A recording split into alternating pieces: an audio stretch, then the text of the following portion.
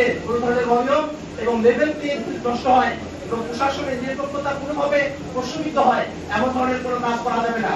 আমরা প্রশাসনের নিরপেক্ষতা চাই, আমরা যেন একটা ফ্রি, ফেয়ার এবং জনগণের অংশগ্রহণমূলক নির্বাচন হয়, সেরকম একটা নির্বাচনের আমরা দাবি জানাই। এর বাইরে গিয়ে আমরা একটা বিষয় গুরুত্বের সাথে আপনাদের সামনে আমরা উত্থাপন করতে চাই, তা হলো বাংলাদেশে আওয়ামী লীগের দোষর যারা আছে তাদেরকে নানাভাবে বাংলাদেশে তাদেরকে পুনর্বাসন করার একটা প্রক্রিয়া চলমান রয়েছে।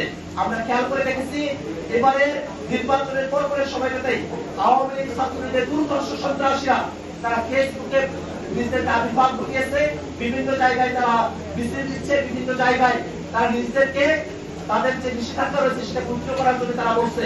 আমরা স্পষ্ট করে বলে দিতে চাই, কোনোভাবে এবারে স্থানীয় সরকার নির্বাচনে আওয়ামী লীগ বা তাদের কোনো দোষর তারা নির্বাচনে অংশগ্রহণ করতে পারবে না এবং এই ব্যাপারে এটা কোনো দাবি নয়, এটাই সিদ্ধান্ত।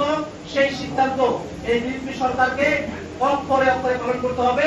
বাংলাদেশের জুলাই পরবর্তী সময়ে আমরা নতুন বাংলাদেশের দিশার কথা বলেছিলাম, সেই দিকে আমাদেরকে এগিয়ে যেতে হবে। আপনাদের সকলকে ধন্যবাদ জানাই।